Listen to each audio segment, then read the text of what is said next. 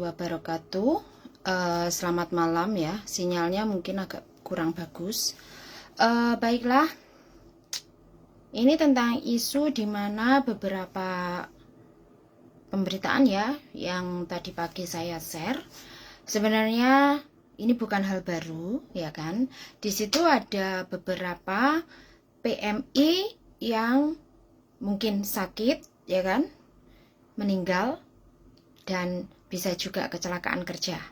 Baik, di sini status PMI itu jelas. Kalau Anda statusnya adalah pekerja migran Indonesia, artinya Anda memiliki paspor, kontrak kerja, dan visa. Jadi izin tinggal legalitasnya aktif. Tetapi kalau ternyata Anda ini bukan PMI, atau bisa dinyatakan Anda ini ex-PMI ya, atau boleh dinyatakan sebagai status paper atau overstayer atau kosongan dari teman-teman yang memberikan istilah ya kan. Nah, di sini yang mau saya sampaikan diantaranya adalah apakah itu overstayer? Yang dimana seorang PRT atau pekerja migran Indonesia yang sudah tidak memiliki kontrak kerja yang sah, tidak memiliki izin tinggal, tidak memiliki majikan. Jadi statusnya itu tidak memiliki izin tinggal, tidak memiliki kontrak kerja, tidak memiliki majikan. Tapi belum tentu tidak mempunyai dokumen. Jadi bisa jadi masih memegang paspornya. Paspornya bisa jadi masih juga belum expire, tapi dia tidak memiliki kontrak kerja dan izin tinggal ya. Itu overstayer ya.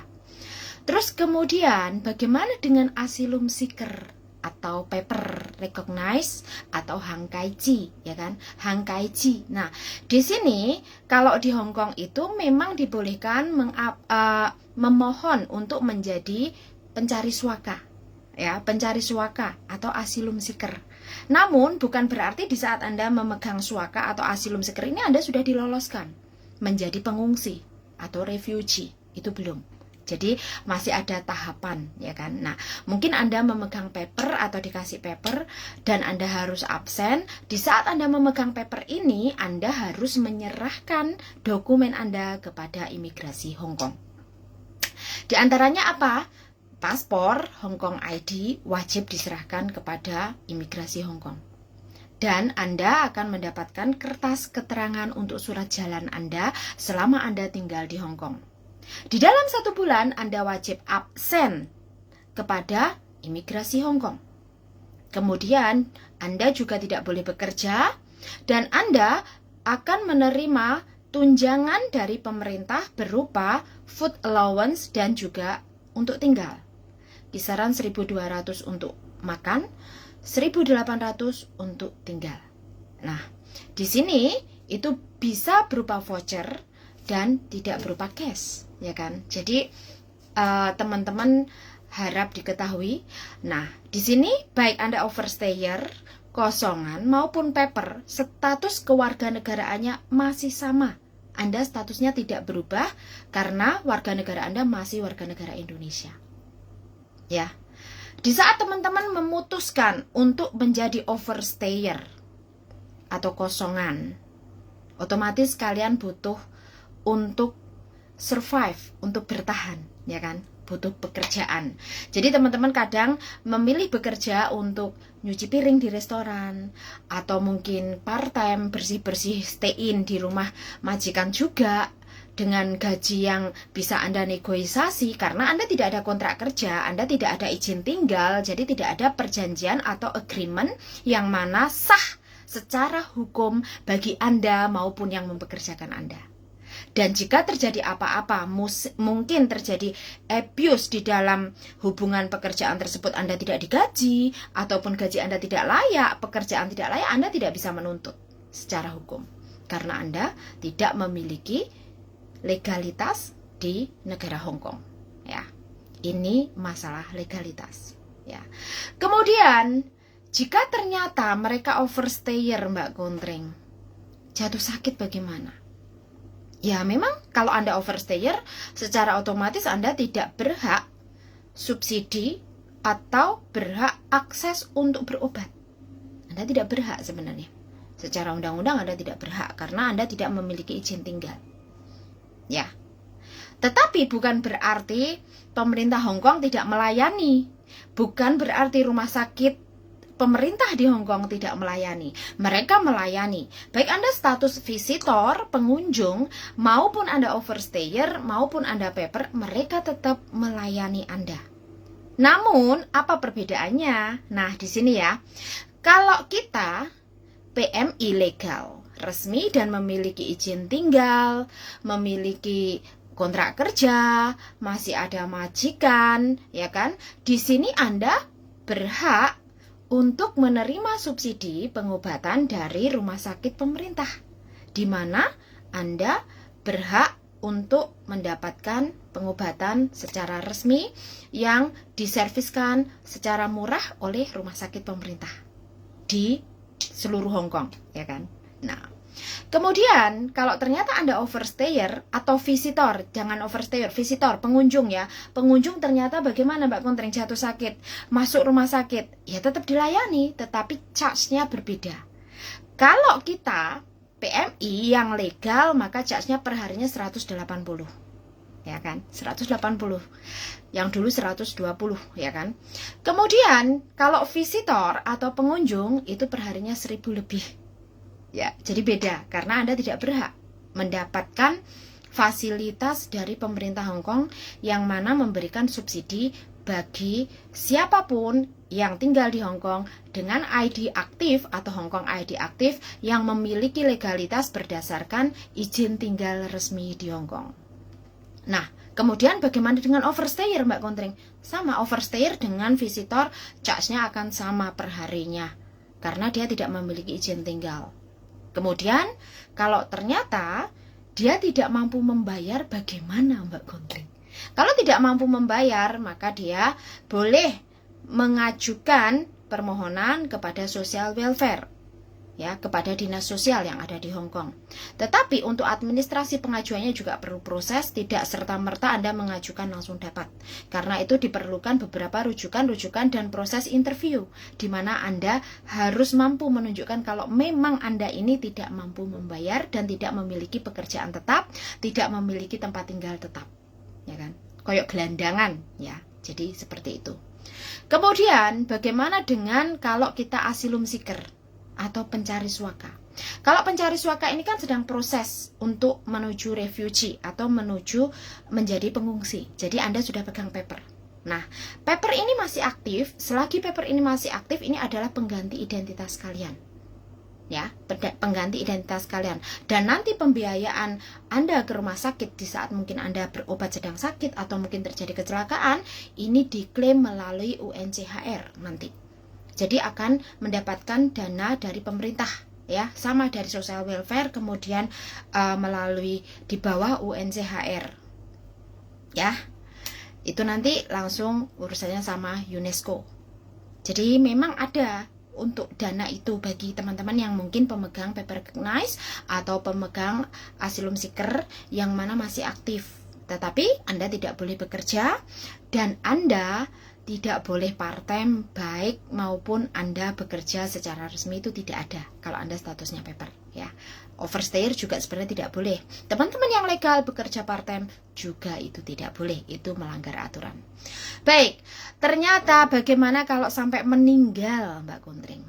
Baik ya, jika ternyata terjadi hal yang tidak diinginkan, di saat time's up, apapun tidak bisa menghalangi. Jika ternyata harus berakhir dengan meninggal, maka di sini pemerintah Hong Kong yang dulu menggunakan budget dengan permintaan dari social welfare sekarang sudah berubah. Jadi tidak ada lagi hal-hal seperti ini. Yang dulu mungkin overstayer maupun warga yang memegang paper di saat meninggal, pemulangan jenazah ya tidak ada masalah. Pemulangan jenazah ya gampang-gampang saja, keluarga tidak merasa terbebani. Tetapi kali ini ada pembaruan di mana jika ternyata teman-teman mengalami meninggal karena tetapi status izin tinggal teman-teman adalah overstayer, atau paper, namun Anda masih status WNI, maka pemulangan jenazah pembiayaannya ditanggung oleh ahli waris. Ya, oleh ahli waris. Jadi kalau semisal nih, Anda memutuskan untuk menjadi paper atau Anda memutuskan untuk menjadi overstayer, saya mohon kepada teman-teman untuk jujur kepada keluarga. Jadi keluarga ini biar tahu kalau status Anda ini di sini sudah tidak resmi lagi seperti itu. Karena kenapa? Kita nggak tahu Yifong Manyat ya, yang namanya kecelakaan, yang namanya adanya kematian itu kan tidak bisa ditawar. Kita tidak tahu. Jadi, kalau teman-teman sudah memberitahukan kepada keluarga, pihak keluarga kalian pun juga, oh sudah paham kondisi kalian. Jangan justru kalian menutupi pura-pura di media sosial bahwa kalian baik-baik saja, kalian juga bekerja, kalian tetap mengirimkan uang tiap bulannya, dan kalian itu tetap berusaha untuk memberitahukan kepada keluarga Anda tidak sedang bermasalah, Anda tidak sedang berhadapan dengan hukum. Ini salah besar. Karena apa? Karena Anda sama saja dengan menutupi semuanya, dan yang keluarga di Indonesia tahu Anda ini sedang bekerja dan Anda legal. Karena keberangkatan Anda legal. Karena keberangkatan Anda melalui PJTKI sebagai status TKI, tetapi setelah Anda di negara tujuan, Anda ini sudah bukan lagi statusnya sebagai TKI legal. Ini kan jadi masalah. Ya kan? Jadi masalah. Dan keluarga di Indonesia dan orang awam di Indonesia tidak akan pernah tahu hal ini selagi Anda pun diam saja dan tidak memberitahu. Dan untuk konsekuensi serta resiko ini termasuk menjadi tanggung jawab pribadi. Jadi tolong, kalau Anda sudah dewasa, Anda sudah lebih dari 18 tahun, artinya Anda ini seorang warga negara yang sadar diri dan sadar hukum, dan bisa bertanggung jawab atas perbuatan kalian sendiri. Ya. Kemudian, jika ternyata keluarga tidak mampu, bagaimana Mbak Gondring? Kan di situ prosedurnya ada dua pilihannya. Anda boleh memulangkan secara mandiri, tetapi pembiayaan adalah kewajiban ahli waris atau keluarga. Lalu bagaimana dengan negara? Negara tidak melindungi warganya. No. Di sini bukan berarti negara tidak memberikan perlindungan kepada warganya, melainkan negara, kementerian maupun konsulat itu hanya membantu secara dokumen administrasinya, tapi tidak dengan menyediakan secara finansial atau materinya. Karena kenapa? Karena memang itu tidak termasuk pembiayaan di bagian anggaran perbelanjaan luar negeri atau di bawah Kemenlu, tidak ada. Bahkan jangankan kamu yang meninggal, yang sakit, yang masih hidup, yang sakit itu Mbak, dana dari Kemenlu itu tidak ada untuk itu, ya. Jadi tidak ada untuk itu. Jangan terus kalian menyalahkan kenapa KJRI diam, kenapa negara diam. Ini tidak ada hubungannya. Jadi harap yang di Indonesia itu juga mengetahui hal ini, ya. Jadi jangan nanti yang di rumah menyalahkan, kemudian membuat opini baru bahwa seolah negara itu tidak peduli, ya. Jadi ini yang dan setiap negara itu tarifnya berbeda, tidak sama. Ya, Hong Kong 120 juta, Malaysia 50 juta kalau belum naik, ya. Kemudian Singapura juga sekisaran 50 juta. Tetapi untuk Singapura di sini semua pekerja migran yang legal, yang jelas memiliki work permit, mereka ada safety bond, ya. Jadi ada safety bond yang mana memang dibayarkan majikan, didepositokan kepada pemerintah Singapura. Itu tujuannya ya itu untuk jika memang terjadi kecelakaan dan juga terjadi kematian, tetapi tidak untuk pengobatan kronik dan akut. Nah, teman-teman PMI yang di Singapura ini tidak memiliki akses untuk pengobatan atau akses subsidi di General Hospital, itu tidak ada. Ya, jadi kalau memang mau mendapatkan akses itu ya majikan harus memberikan asuransi tambahan seperti itu. Ya, jadi beda. Kemudian bagaimana dengan yang di Makau? Di Makau juga sama. Di Makau ini asuransinya juga berbeda. Jadi kalau memang majikan menginginkan lebih benefit lebih, maka majikan harus memberikan asuransi tambahan. Ya, asuransi tambahan. Nah, sementara asuransi pekerja yang ada di maka juga tidak ada kewajiban majikan mengcover pemulangan atau pembiayaan pemulangan jenazah, tetapi hanya memberikan untuk diklaim kehilangan itu pun jika meninggalnya karena kecelakaan kerja. Jadi bukan meninggal dikarenakan dia sakit, tidak ada ya. Jadi kalau meninggal karena sakit itu tidak ada yang namanya santunan, karena kebanyakan keluarga yang di Indonesia itu selalu bertanya di saat jasad sudah sampai di Indonesia, baik yang resmi maupun yang tidak resmi, selalu bertanya santunannya mana. Ini tidak ada ya. Jadi berbeda. Sementara kalau memang terjadi kecelakaan kerja, memang Anda bisa mengklaimkan untuk ahli warisnya, tetapi untuk negara Hong Kong itu klaimnya ke Labor Department melalui perwakilan negara setempat. Namun proses untuk klaim ini tidak bisa secepat Anda meminta. Jadi ada prosedurnya, Anda harus melengkapi beberapa dokumen, kemudian mereka masih verifikasi data, masih ada sidang dan lain sebagainya. Karena jika ternyata itu terjadi meninggal karena kecelakaan kerja, maka di mana kecelakaannya itu perlu untuk didetailkan. Dan kemudian masih dilihat ahli warisnya ini umurnya berapa, ya kan? Harus menyediakan dokumen dukungan yang mana apa hubungannya dengan yang meninggal. Banyak sekali prosedur-prosedurnya secara administrasi yang harus dipenuhi. Dan itu diperlukan waktu yang tidak singkat, estimasinya paling nggak 3-5 tahun. Ya. Jadi harap dicatat. Kemudian kalau ternyata ada kan tadi pagi yang namanya almarhum Mbak Fahmi. Nah itu ternyata kan statusnya beliau berakhir dengan overstayer atau tidak memiliki izin resmi. Tapi bukan berarti undocumented, karena di situ kan jelas nih. Dia jelas loh alamatnya mana, RT berapa, warga mana, artinya dia mempunyai dokumen, bukan undocumented. Kalau undocumented itu di saat dia mungkin meninggal dalam kondisi mempunyai status paper atau pemegang paper, tapi papernya ini non-aktif.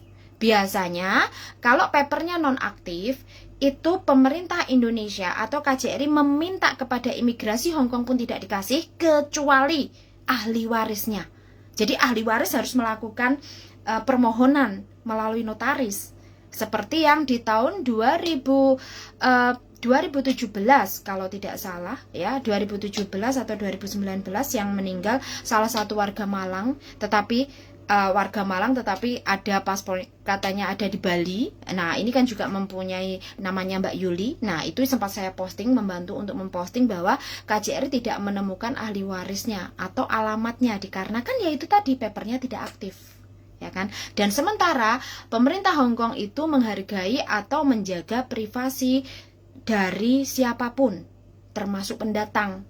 Jadi kalau memang bukan ahli warisnya ya nggak boleh meminta concern tentang personal infonya seseorang, kecuali memang Anda ahli warisnya, ya kan. Nah, kemudian ini ada dua kayaknya yang berstatus overstayer yang meninggal, ya kan, di situ.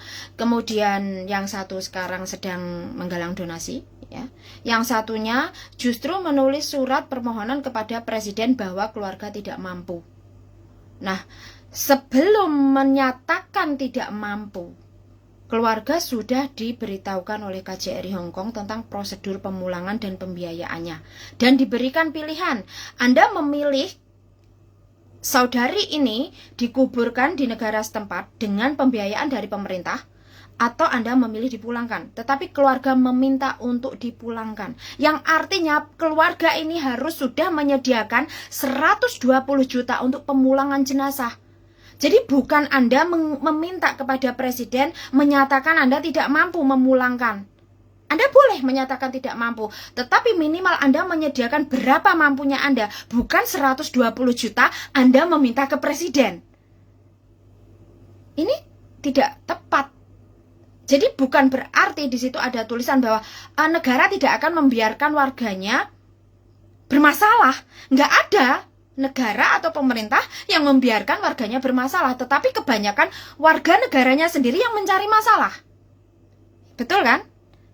Warga negaranya sendiri yang mencari masalah. Dan sekarang sepertinya pemberitaan di TV di Indonesia sudah ada jenazah PMI tertahan di Hong Kong. Di sini bukan tertahan di Hong Kong, karena harus diselesaikan secara administrasinya kepada pemerintah setempat untuk pemulangan.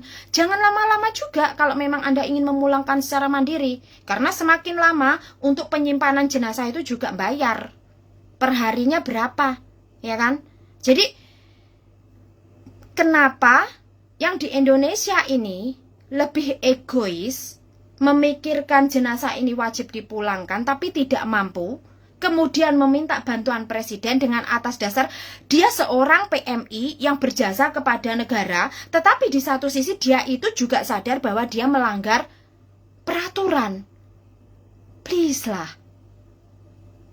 Dan di mana BP2MI yang seharusnya memberi pendidikan pemahaman tentang dokumen dan juga pemahaman kepada setiap WNI yang mana melancong maupun Anda bekerja ke luar negeri, itu wajib dikasih tahu bahwa di situ ada beberapa bahaya yang memang harus dijelaskan. Jadi tidak hanya dengan ekspektasi bahwa dia di luar negeri akan baik-baik saja, tidak. Karena ada beberapa negara juga yang ternyata di tengah-tengah, seperti di Taiwan, di tengah-tengah ternyata Anda tidak kuasa dengan job yang tidak sesuai dan Anda tidak bisa komplain, sekalipun Anda komplain itu mungkin tidak mendapat respon dan lain sebagainya atau feedback, dan Anda malas untuk mencari info. Di sini kan yang menjadi masalah. Akhirnya teman-teman putus asa dan tidak mau tahu. Akhirnya sudah, saya memilih kosongan. Tetapi sembari Anda memilih kosongan, Anda tidak menjelaskan kepada keluarga Anda. Yang mana keluarga Anda taunya Anda bekerja. Anda tiap bulan harus mengirimkan uang. Bahkan gaji Anda sebelum Anda bekerja pun sudah dihitung. Ya kan? Ini nggak bisa, nggak boleh seperti ini. Ya, jadi kenapa di sini harus ditegaskan setiap dari individu, setiap warga negara itu mempunyai tanggung jawab atas dirinya sendiri. Ya. Jangan selalu menyatakan negara nggak ikut campur, negara nggak melindungi. Batasan dari bagaimana negara memberikan perlindungan kepada WNI itu jelas sekali. Ya, jelas sekali. Memang sudah kewajiban negara untuk melindungi warganya dimanapun berada, tumpah darahnya, ya kan? Keberadaannya di mana aja, domisilinya di mana aja. Tapi kan itu ada batasannya perlindungannya. Kalau semuanya minta dibiayai negara. Bayangkan Mbak, 120 juta untuk satu kepala. Berapa orang yang ngantri nantinya? Padahal masih banyak loh yang lain yang lebih membutuhkan. Ya kan? Jadi mari kita sama-sama mendidik warga kita untuk lebih paham prosedur, lebih mau tahu tentang informasi yang valid, jadi tidak ngawur, tidak menggiring opini kemudian menyatakan menyalahkan negara, menyalahkan konsulat, menyalahkan agensi, menyalahkan siapapun yang notabene sebenarnya kuncinya di Anda sendiri tidak mau tahu, ya. Jadi sebenarnya yang menjadi masalah itu karena kebanyakan dari PMI tidak mau tahu, ya, tidak mau tahu, satu. Yang kedua, BP2MI juga tidak mau tahu. Ya, kenapa saya singgung BP2MI tidak mau tahu? Karena memang mereka tidak memberikan petugas yang kompeten, yang memiliki materi yang seharusnya diberikan kepada calon-calon PMI ini. Dan ini tidak hanya berlaku kepada PMI, seharusnya kepada seluruh warga negara. Karena setiap warga negara, kalaupun mereka mampu melakukan visit ke negara lain, dan ternyata nanti di sana dia mendapatkan izin tinggal dan berubah pikiran menjadi pekerja, dan apply untuk menjadi pekerja, dan negara tersebut memang memberikan untuk direct hire seperti itu, kenapa tidak? Jadi tanggung jawab negara dan lembaga adalah memfasilitasi dan memastikan legalitasnya, serta memastikan warganya ini paham dan tahu aturan. Bukan memfasilitasi tentang materi yang kekurangan. Ini kan tidak benar. 120 juta Anda menyatakan keluarga tidak mampu memohon kepada Presiden Jokowi.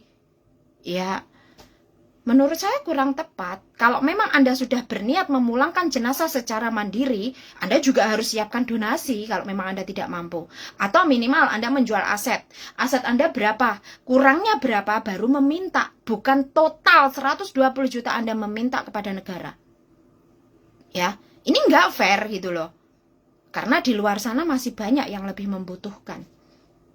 Kenapa tidak sedikit pun terfikir oleh keluarganya, daripada Anda ini memulangkan jenazah ini, lebih baik Anda fokus kepada ahli waris yang mungkin masih membutuhkan. Contoh, kalau memang mereka seperti Mbak Fahmi almarhum mempunyai anak dan anaknya masih membutuhkan pendidikan, kenapa Anda tidak apply untuk anaknya biaya pendidikannya jenjang lebih tinggi? Kenapa Anda harus fokus harus memulangkan jenazah itu loh? Yang saya nggak habis pikir. Dan itu kan sepertinya suratnya tadi saya baca ada LSM-nya ya. Nah, LSM yang ada di Indonesia ini juga wajib belajar. Mohon wajib belajar. Jadi wajib tahu, jangan justru Anda tidak bisa menjadi mediator yang baik, kemudian justru Anda menunggangi kepentingan keluarga ini untuk kepentingan LSM Anda. Jadi mau membawa maju kemana? Kalau Anda ini LSM loh ya, lembaga yang mana berdiri yang ada di situ adalah orang-orang yang daya intelektualnya, pendidikannya itu lebih tinggi dari kita. Tapi Anda juga tidak mampu memberikan pemahaman atau penjelasan kepada orang awam, justru Anda menungganginya untuk kepentingan LSM Anda. Ini mengerikan. Ya, ini mengerikan. Dan jangan lagi membawa-bawa nama LBH, ya. Kemudian Anda membawa nama LBH, kita akan membantu secara gratis dan lain sebagainya. Tapi di satu sisi Anda ini juga memanfaatkan tanpa Anda memberikan pendidikan. Ini sangat disayangkan. Karena orang awam, saya yakin orang awam itu nggak ngerti kalau nggak dikasih tahu. Ya kan? Nggak ngerti kalau nggak digiring. Nggak ngerti kalau nggak dituntun. Mereka hanya akan ngerti kalau Anda tuntun, Anda didik, Anda pahamkan. Masa aku harus memahamkan? Mosok kontreng harus memahamkan? Ya nggak lucu, nanti bilangnya kontreng keminter. Lu siapa, pendidikan lu apa? Ya malu dong, ya kan? Dan sebenarnya ini sudah pernah saya bahas di tahun-tahun berikutnya. Tahun-tahun sebelumnya sebenarnya sudah dibahas. Tetapi memang tidak pernah menjadi perhatian. Justru teman-teman ini lebih fokus kepada vlogger atau YouTuber yang memberikan info yang tidak valid. Ya. Dan akhirnya kalian share ke sana kemari menyatakan, oh dia pahlawan, oh dia itu baik. What the hell? Ya. Kalau dia itu baik, dia akan memberikan informasi yang valid dan memberikan pemahaman. Biarkan ini nanti orang yang tidak paham menjadi paham dan mereka jernih di dalam mengambil keputusan. Ya. Jadi harap dicatat.